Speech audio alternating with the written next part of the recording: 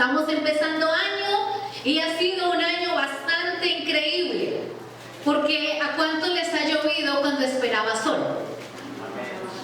El 31 de diciembre fue un 31 loquísimo. Por mi casa, yo vivo en el sur, vivo en Capri, y un aguacero, pero apenas pasamos las 70, la autopista estaba seca. Unas temporadas de lluvias extrañas. Pero recordemos que en el año 2018 hubo grandes lluvias aquí en Colombia, que llegaron hasta el 2019. Y estas ocasionaron varias inundaciones en nuestro país y varias tragedias. Pero hablemos de una inundación que tuvimos el 21 de noviembre. Una temporada de tormenta social. Una temporada en donde, no más que tormenta, esto parecía un tornado. Donde todos estábamos buscando una solución, donde todo se trastornó, pero sobre todo todos fuimos atemorizados. A todos nos dio miedo. ¿Quién sacó su espíritu de Superman y la capita pues de Superman? Oh, yo soy valiente. No, nos escondimos. Yo vivo cerca de la Univalle, o sea, podrá imaginar cómo estaba eso. Recuerdo que en una de esas, estando allí, nosotros decíamos, pero esta gente, ¿qué es lo que tanto pelea? Y era una tormenta social que era de 6 puntos, ahora van en 103 y ya eso está más descuadernado que no más. Pero resulta que algo que me pareció interesante es que durante ese día todos estaban cuidando sus casas, porque se estaban entrando a las unidades. Tuvimos hermanos que en el WhatsApp nos decían, por favor oren por nosotros, se nos están entrando. Y vimos los memes, descubrimos que nuestros vecinos están muy bien armados, ¿cierto? Pero fue una tormenta que a todos nos afectó y apenas recordamos el 21 de noviembre, algo pasó en la historia de Colombia. Fue una tormenta social. Me parece interesante, hermanos, que en el trasegar de nuestra vida, cada uno de nosotros tenemos que vivir diferentes tormentas. Y el Señor Jesús habló acerca de ellas. Y en esta mañana quiero invitarle a usted a que tome su Biblia y hablemos acerca de las tormentas. El Evangelio de Lucas, escrito por un hombre griego, esclavo, pero que amó tanto al Señor y que tuvo una comunión tan profunda con el Espíritu Santo, que es quien más habla del Espíritu Santo en el Nuevo Testamento, incluso más que Pablo. Qué hombre tan excepcional para dejarnos un mensaje muy claro y decir lo que Jesús quería que nosotros supiéramos para estas temporadas de tormenta. Dice la Escritura en Lucas capítulo 6, versículo 46, con la bendición y con su autoridad. ¿Por qué me llamáis Señor, Señor, y no hacéis lo que yo digo? Todo aquel que viene a mí y oye mis palabras y las hace, os indicaré a quién es semejante. Semejante es al hombre que al edificar una casa, cavó y ahondó y puso el fundamento sobre la roca. Y cuando vino una inundación, el río dio con ímpetu contra aquella casa, pero no la pudo mover porque estaba fundada sobre la roca. Mas el que oyó y no hizo, semejante es al hombre que edificó su casa sobre la tierra, sin fundamento, contra la cual el río dio con ímpetu y luego cayó y fue grande la ruina de aquella casa. Señor, en esta mañana te damos gracias por tu bendición. Hemos tenido un tiempo de adoración donde hemos reconocido que a ti es la gloria y la alabanza. Pero también reconocemos, Señor, que en el trasegar cristiano tenemos que vivir tormentas. Y quiero pedir, Señor, que en esta mañana tu palabra sea suficiente para nosotros. Que todo velo espiritual sea rasgado en esta mañana para que haya entendimiento a la palabra, Señor, y a tu espíritu. En el nombre de Jesús. Amén. Me parece interesante que Jesús termina su gran discurso. A Jesús en el Nuevo Testamento se le compara con el Moisés que subió al monte Sinaí, donde Dios le entrega la ley y él le entrega la ley a su pueblo. En el Nuevo Testamento Jesús está ahora en el monte, dándonos las bienaventuranzas, dándonos el gran sermón del monte. Pero Jesús, cuando termina el sermón, termina con un reproche. ¿Por qué me dicen Señor? Cuando debía haber terminado con algo glorioso, pero termina con un reproche y termina con una ilustración. Y es interesante que lo que dice Jesús es que todos los seres humanos queremos construir una casa. ¿Cuántos queremos tener casa? ¿Cuántos están cansados de pagar arriendo? Ay, no, nadie. ¿Cuántos ya no queremos vivir en apartamentos, sino en una casa, algo amplio, algo digno del Hijo del Señor? Sí, pero no hay nada digno del Señor. Para ti son las moradas celestiales. O sea que todavía no es tu tiempo. Muy bien, pero quiero enfocarlos aquí. Todos nosotros queremos construir una casa. Todos nosotros nos afanamos por construir una casa, una familia. ¿Qué decían los abuelos? Mi hijo, trabaje para que tenga su casita o su rancho, pero trabaje, porque es lo único que usted puede tener. Luego de que tú tengas tu casa, ya nadie te saca de ella, ¿cierto? Y hoy en día tenemos una generación de mochileros. ¿Casa para qué? Para eso están los hostales. Comer se come lo que sea. Pero hay un asunto de prioridades. Y es la construcción de una casa, la construcción de una familia, la construcción de un hogar, la construcción de una sociedad, la construcción de tu vida. Porque la palabra me dice que tú eres templo y un templo se construye. Así que Jesús está hablando de algo álgido y está diciendo, si quieren construir una casa, tienen que fijarse en lo primero, el fundamento. Y entonces Jesús me hace un contraste de dos tipos de personas. Veamos la primera. Versículo 48. Semejante es al hombre que edificó una casa, cavó, ¿y qué más? Y ahondó. Cuando usted ve las edificaciones aquí en Cali, porque hay muchas edificaciones en Cali, estamos en una ciudad que está construyendo, notamos que es más el tiempo que se demoran echando bases que construyendo. Hay más plata enterrada en los fundamentos que en ladrillos y en decoración. Hay más dinero enterrado que en embellecer el lugar. Y es algo interesante porque este hombre vio que si él quería construir su casa requeriría esfuerzo. Nada es gratis. Hoy en día la sociedad de andemos el mundo por la mochila, quieren todo fácil. Voy, limpio unos carros, ya con eso, ya conseguí el almuerzo. Sigo jugando y no pasa nada. Pero, oh, querido amigo, la vida se te pasa en un respiro. Y llegarán los años en donde ya no tengas deleite y vas a decir, ¿yo por qué hice esto? Cavar y ahondar exige de usted y de mí sacrificio, conocimiento, responsabilidad. Cavar y ahondar exige de que usted tiene que volverse consciente y dejar de dilucidar su vida. Tiene que volverse realista, sin dejar de soñar y sin dejar de tener esperanza. Porque ser realista no es ser negativo. Ser realista es ser coherente. Tengo un Dios que hace milagros, pero que me vuelve responsable. El cristianismo es un cristianismo que nos vuelve a usted y a mí responsables, constructores de generaciones, constructores de ciudades deshabitadas, constructores de herencias quebradas. Pero necesitamos que usted y yo entendamos que debemos cavar y ahondar. Y hacer las bases no es fácil. Pero observemos el segundo, el versículo 49.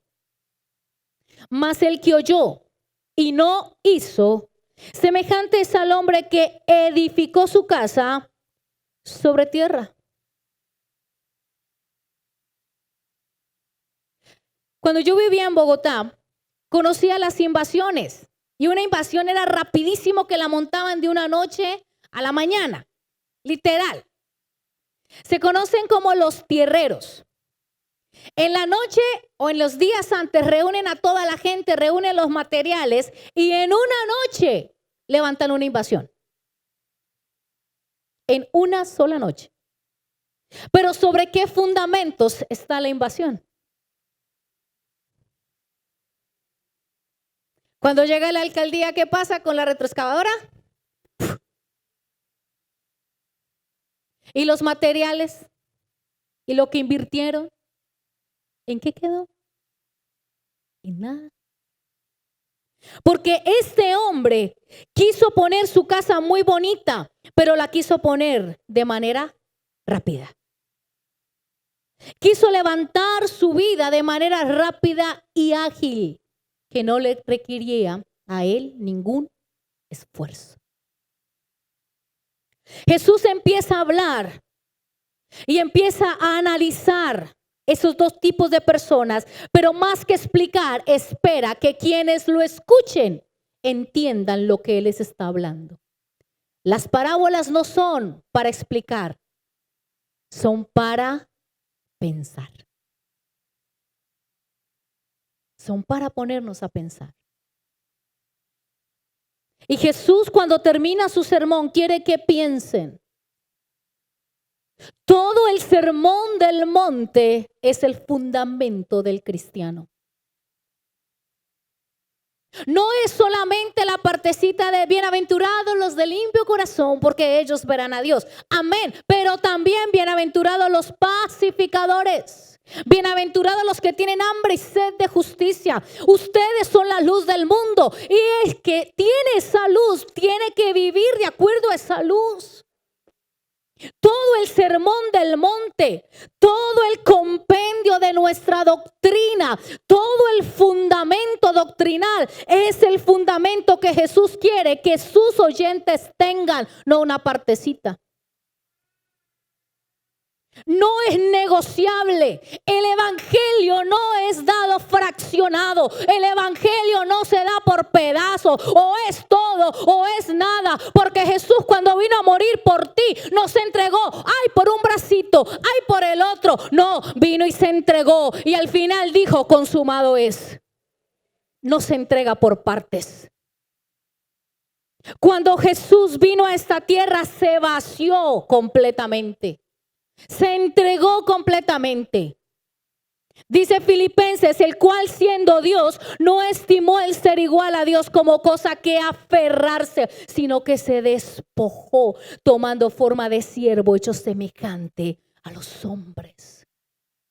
Y aún estando en condición de hombre, de siervo, se humilló más, siendo obediente y teniendo muerte y muerte de cruz. Entonces, mis amados, Jesús está diciendo que usted y yo somos piedras vivas que necesitamos ser construidas bajo el fundamento de su palabra. Y no de la que me gusta, sino de toda la palabra. Es algo interesante, mis amados, porque Jesús, luego de que termina su sermón del monte, está diciendo: estos son los mandamientos. Y aquí hay dos edificadores. Elige cuál quieres ser. ¿Ya?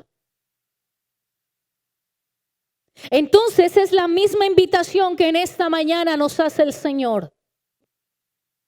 Tengo todo el paquete del Evangelio. Tengo toda la doctrina del Evangelio. Elige qué quieres hacer. Pero ¿quién elige mejor? El segundo solamente le encantó el oír. Él oyó, pero no hizo. Al segundo, al que quiso tener una construcción barata, una construcción sin esfuerzo, le gustaba la domingueada. ¿Perdón, color presentes? Le parecía bonito el mensaje. Compara la predicación del evangelio como una conversación o una conferencia motivacional. Mis amados, somos predicadores, no motivadores. Llevamos el evangelio para salvación, no para que te sientas cómodo. Jesús no predicó para que la gente se sintiera cómoda. Jesús predicó para que ellos fueran salvos. Y si Cristo predicó para que fuéramos salvos, ¿quién soy yo para predicar mensajes motivacionales? Y esto es lo que el Señor está diciendo. Hoy en día tenemos muchos que nos gusta el mensaje, es bonita la predicación y la alabanza ni se diga, pero ¿qué después?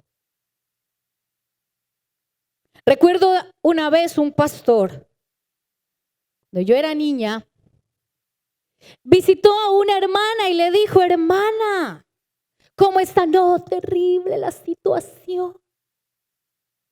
Y el pastor, muy generoso, tomó su Biblia, la de la hermana, sin que ella se diera cuenta, y le metió un billetico.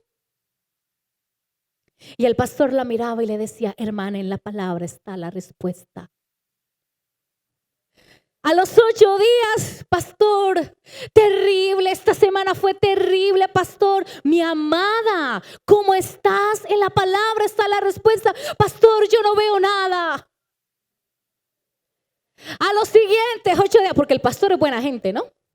Aguanta. Llega y la hermana dice: no, pastor, terrible. Y el pastor le toma su Biblia y le dice: hermana, ¿usted cada cuánto lee la Biblia? No, pastor, pues a ver, la palabra del Señor. Hermana, yo le dije que en la Biblia, en la palabra del Señor estaba la respuesta. Esto me confirma de que usted no se alimenta. No hay fe de algodón de azúcar, o tu fe es de roca o no es fe. Así de sencillo.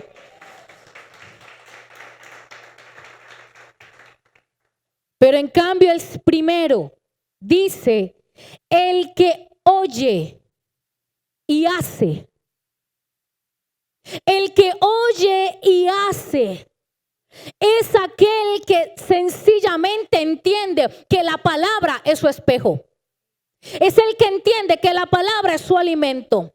Es el que entiende que aunque no le gusta lo que dice la palabra, pero que sabe que es para su beneficio, lo tiene que hacer. Lámpara es a mis pies tu palabra y lumbrera. Oh, qué lindo el texto. ¿Prendiste la lámpara esta semana? Porque tus palabras son más dulces que la miel, que la que destila del panal. ¿Endulzaste tu café con la miel del evangelio? Es interesante, mis amados, porque Jesús está diciendo: yo no te obligo a que tomes una decisión, yo no te obligo a que vivas el evangelio, pero el final del que tiene una casa sobre mi fundamento es diferente al que no lo tiene. La adoración del que está en el secreto es diferente al visitante. Amén o ayayay.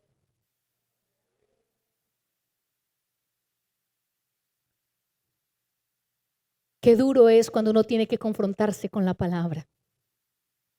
Llevo 2 semanas, le estaba comentando un rato al pastor, tratando con el evangelio, el profeta Habacuc.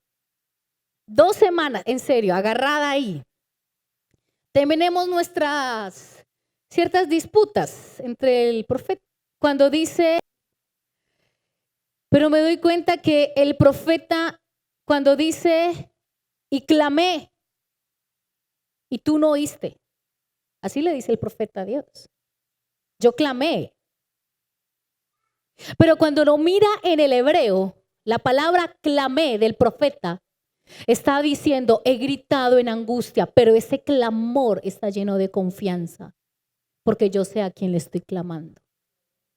Aunque está como revelado el Señor, porque no me quiere hablar, pero sé que mi oración y mi clamor está bien depositada. Eso no lo puede decir el que solo le gusta oír la palabra. El que le gusta oír tiene un fundamento de capricho. El que le gusta oír tiene un fundamento de pataleta. El que le gusta oír quiere que Dios sea un hermoso McDonald's, cajita feliz. Pero el que le gusta oír y hacer sabe que irse a comer un asado se demora y lo ponen a esperar, pero al final vale la pena. Pues el que le gusta oír y hacer de la palabra su fundamento, por eso dice, cavó y ahondó. No se quedó satisfecho solamente con la prédica del domingo, sino que durante la semana estuvo pendiente de su vida devocional. Durante la semana estuvo escuchando el consejo de Dios en la palabra. Durante la semana se preocupó por su alimento personal. Ese crece. Y ese no hace preguntas tontas.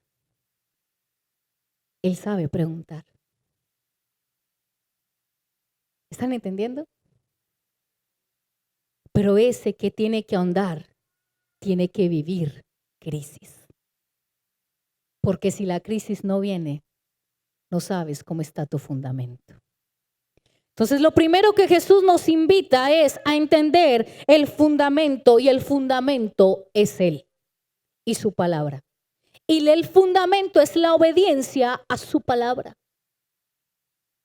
Jesús no está diciendo nada nuevo de lo que ya no se había dicho. Dios no le pide al pueblo algo que el pueblo no entienda. Dios le pide a su pueblo que viva lo que ya entiende. ¿Qué le dijo Felipe al etíope? ¿Entiendes lo que lees? ¿Y qué dijo el etíope? Si no hay quien me enseñe. Necesitas venir a tus escuelas bíblicas.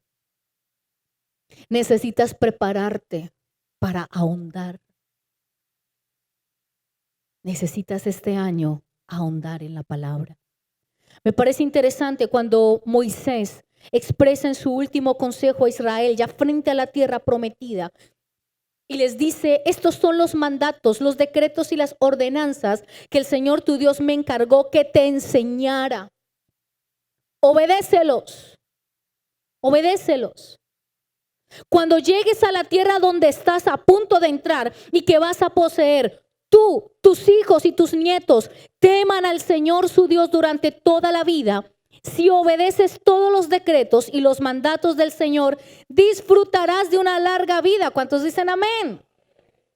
Escucha con atención, pueblo de El Camino, y asegúrate de obedecer, porque entonces todo, diga conmigo, todo te saldrá bien. Eso lo dijo en el Antiguo Testamento Moisés. ¿Y qué está diciendo Jesús hoy? El que escucha y hace lo mismo. O sea que es un disco rayado de Dios, que es antiguo, que es presente y que es futuro. Por lo tanto, el escuchar y obedecer es una palabra vigente. Lo segundo que vemos en una construcción es la estructura y es la apariencia de la vivienda. ¿Cuántas viviendas aparentemente son bellas? ¿Cuántos han visto el canal Home and Health, donde están los hermanos a la obra? No oran, pero sí ven televisión. Muy bien, hermanos a la obra, ellos empiezan a remodelar la casa, ¿no? Y empiezan a arreglar y la casa se ve fantástica. Y los compradores dicen, wow, claro, me gusta. Está súper linda. De hecho, hay profesionales de ambientación que arreglan las casas para que usted apenas la vea, la compre. ¿Cuántos hemos ido o han ido a ver proyectos de vivienda? Así sea farandulear. Y uno ve esos proyectos y esas viviendas. Y uno llega de uno y uno dice, ¿y a mí por qué no me queda así? Porque usted no está vendiendo, en cambio ellos sí. ¿Entienden? Entonces, aquí lo que importa es la apariencia, no la esencia. Y en este punto, el Señor está hablando de una apariencia que aunque se vea bonita, en la temporada de verano todas las casas funcionan. Pero a medida que se empieza a trabajar en la remodelación de la casa, ¿qué pasa? Aparecen los cucarachas, aparecen los desórdenes, aparece la electricidad más, o sea, aparece el desastre. Y usted dice, ay, ¿yo por qué compré esta casa? Porque te la vendieron bonita. ¿Ok?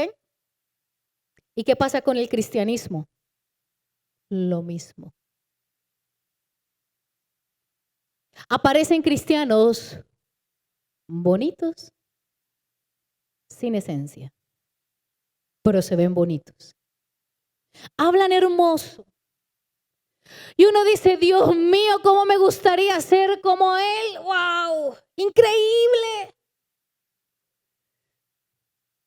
Porque nos parecen bonitos. En cambio yo en estas pruebas oro, ayuno, Señor, y yo sé que tú estás conmigo, pero en cambio mire bonito. A ese parece que no le pasa nada a Hover, ¿no? Sí, los antiguos se acuerdan de la propaganda. Pero resulta que algo interesante, que en el verano no hay lluvias. Y en el verano todo se ve bonito. ¿Cuándo se construye? En verano. ¿Cuándo se empiezan a echar los fundamentos? En verano. Porque cuando hay lluvia no se puede construir. Entonces todas las fachadas se van a ver bonitas, se va a ver elegante, pero no conocemos la esencia. En cambio, hay casas que se ven feas. El distrito de Agua Blanca, yo estuve trabajando un tiempo allí y eran casas feas por fuera, pero feas, hermanos. No decía, ¿esta casa qué? Pero apenas abrían una puerta, dos puertas, usted dice, por Dios, ¿eso está en esta casa? Unos televisores, unos muebles, una mampostería.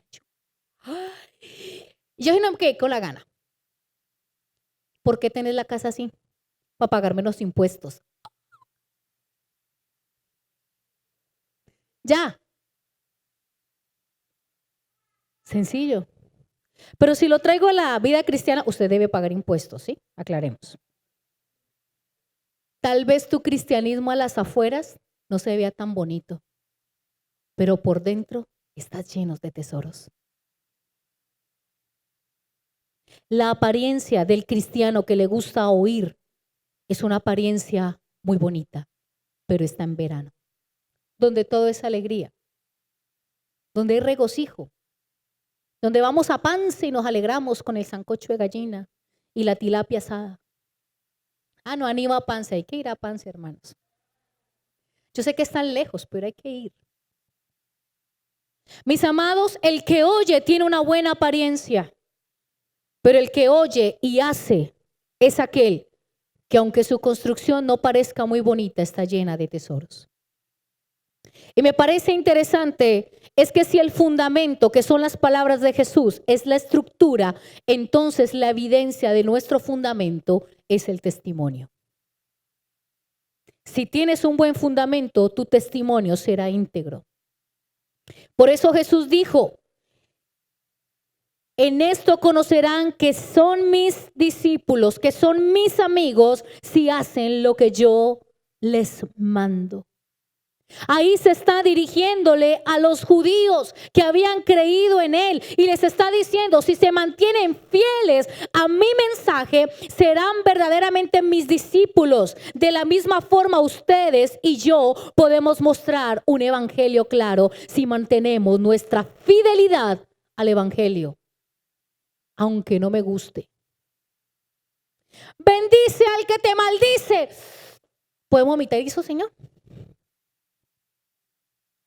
Dale la otra mejilla. Ve, cascaduro. Y aquí la ley es que el que pega primero pega dos veces. Entonces yo quiero pegar primero. ¿Sí o no? Si tienes que caminar 1 milla, camínatela 2, de paso bajas de peso. No, servicio. Cuando un historiador del siglo I redacta acerca del misterio de los cristianos, él decía, a sus enemigos los hacen amigos, sirven sin esperar retribución, muestran su amor aunque deberían dar odio. Todo lo hacen con tal de mostrar el amor aprendido de su maestro. Uf. Esa frase de ese historiador me impactó tanto. Yo decía, escribiría lo mismo. Si ese historiador viniera a esta época, ¿escribiría lo mismo? ¿Qué diría de usted? ¿Qué diría de mí? Pero Jesús está diciendo, si hay un fundamento, hay una fachada. Y la fachada es lo que la gente está viendo de ti. Y lo tercero, ya tenemos el fundamento, ya tenemos la fachada. Ahora, ¿qué debemos tener? Toda empresa tiene que recibir auditoría. Bueno. Toda construcción tiene que ser probada. Hay un puente que construyeron aquí en Colombia, hermoso, pero no sirve. Porque desde su base está inclinado 3 grados. Si un carro quiere pasar, cuando estuvieron haciendo las pruebas, falló el puente. Solo por 3 grados, pero falló.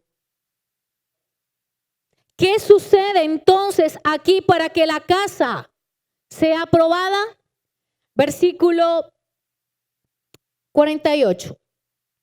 Y cuando vino una inundación, el río dio con ímpetu contra aquella casa.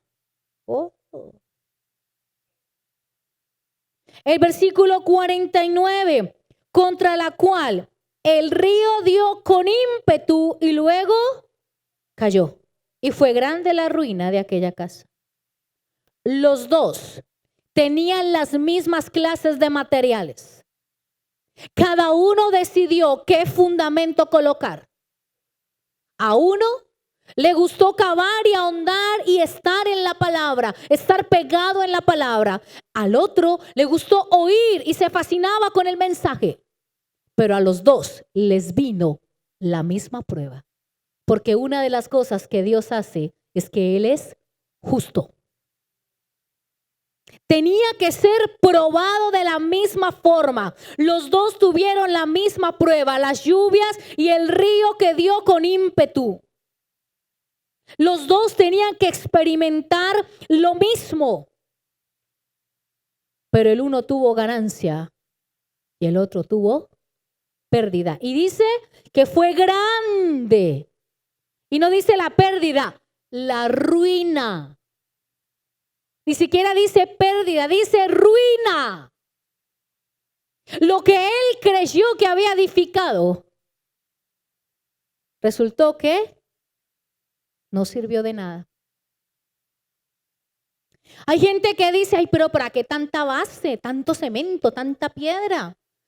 Hagámoslas más delgaditas y más bien, ay, saquemos la mampostería, la pintura, el detallito, el cosito, ¿cierto? Y ahí nos ahorramos una platica. ¿Sí? ¿Cómo no? Porque te viene la prueba. Pero hablemos de nuestras pruebas y nuestras lluvias emocionales que nos van a venir este año. Te van a venir pruebas. El año pasado en general fue un año muy difícil, ¿cierto? Es un año donde hemos tenido tantas tragedias que no salíamos de una y nos metíamos en otros. ¿Pero qué es esto? Y hay un mensaje de aliento y de esperanza para este 2020, pero eso no significa que la lluvia no vaya a llegar. Te va a llegar. Te va a llegar la lluvia emocional. Te va a llegar esas lluvias que te van a probar tu fe. Van a llegar lluvias de dificultades. Van a haber momentos sin salida. Se te vino la inundación. La pregunta es, cuando vengan esos tornados y esas lluvias y ese río con ímpetu, ¿cómo está tu casa?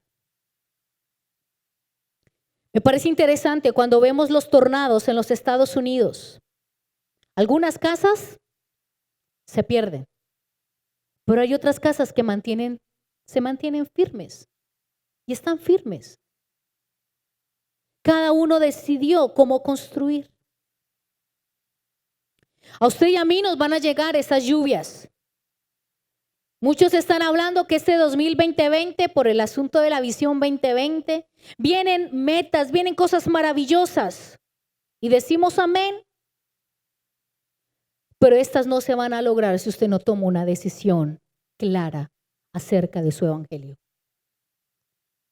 Pero pastor, hablábamos del año, no sé, hace tiempo hablaban del año de la restitución y en vez de tener restitución yo tuve pérdida. ¿Qué año fue ese?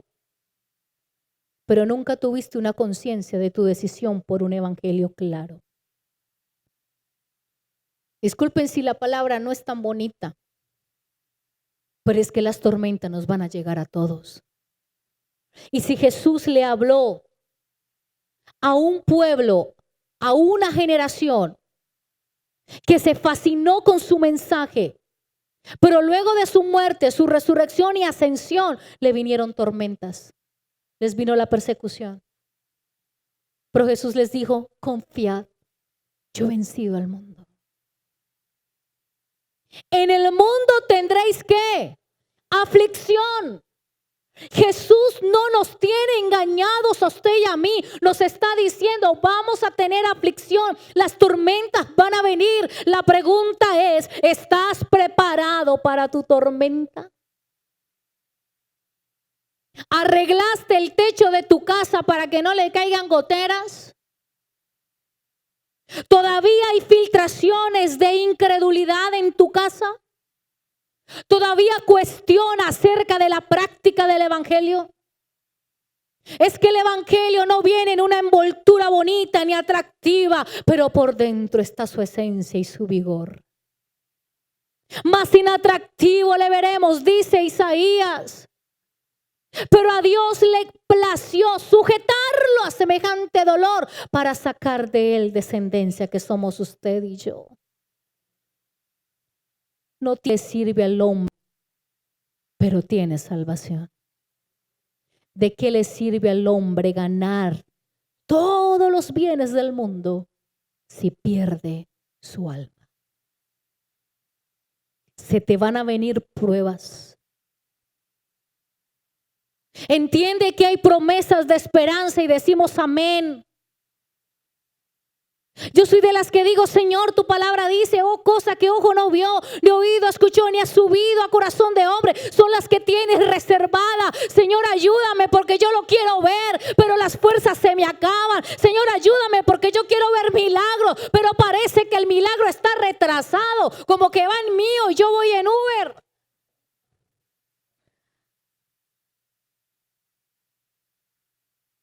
Pero dice la palabra que el que persevere hasta el fin, este será salvo.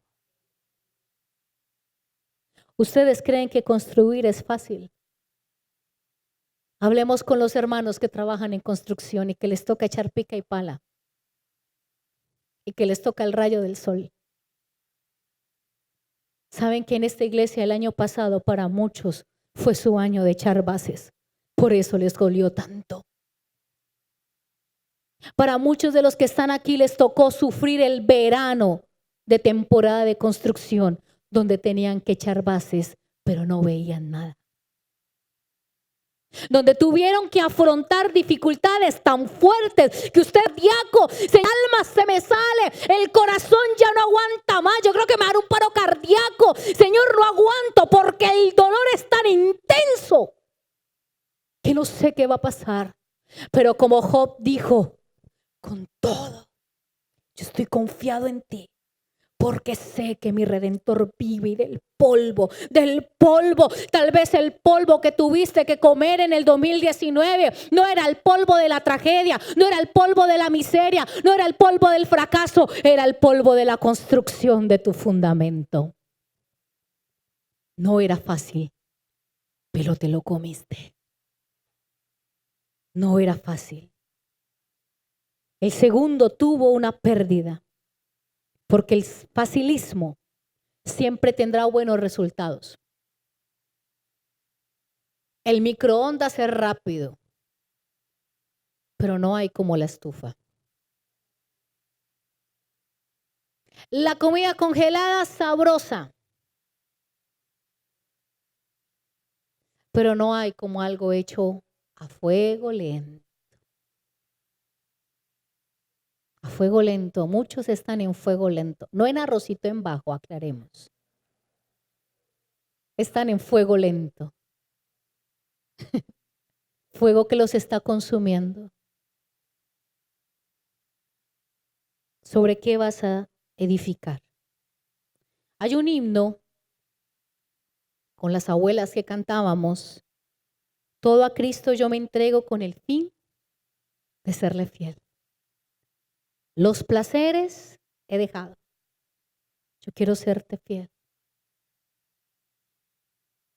¿Saben qué es lo que está diciendo Jesús? Vaya conmigo a San Juan, capítulo 14. Versículo 15. Si me amáis, guardad mis mandamientos. Y yo rogaré al Padre y os dará otro consolador para que esté con vosotros para siempre. El Espíritu de verdad, al cual el mundo no puede recibir porque no le ve ni le conoce, pero vosotros le conocéis porque mora con vosotros y estará en vosotros. No os dejaré huérfanos, vendré a vosotros. Todavía un poco y el mundo no me verá más, pero vosotros me veréis porque yo vivo, vosotros también viviréis. En aquel día vosotros conoceréis que yo estoy en mi Padre y vosotros en mí y yo en vosotros. El que tiene mis mandamientos y los guarda, ese es el que me ama. Y el que me ama será amado por mi Padre, y yo le amaré y me manifestaré a él. Oh, el que me ama. El que me ama cava y ahonda. El que me ama camina en mi evangelio. El que no me ama no quiere cavar, pero el que me ama, ese va a construir en mí roca inconmovible. Póngase sobre sus pies. ¿Sabe? Cuando Pedro está en sus últimos años de vida, empieza a decir y a escribirle a la iglesia y le dice: acercaos a él, piedra viva, desechada ciertamente por los hombres, mas para Dios escogida y preciosa. Mas para Dios escogida y preciosa. Pero para vosotros, los que creéis, Él es precioso. Él es precioso. Cierra tus ojos allí. Para ti, Él es precioso.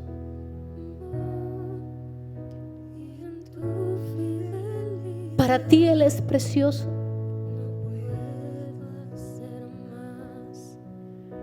Puedes pensar por un momento si Él es precioso para ti. Cuando miras tu construcción, tu vivienda, tu casa, puedes decir: Señor, ¿será que yo podré soportar la temporada de lluvias? Pero si mi casa y el fundamento no está bien, yo me acerco a ti, piedra viva, porque tú eres precioso para mí, para que seas la piedra de mi vida.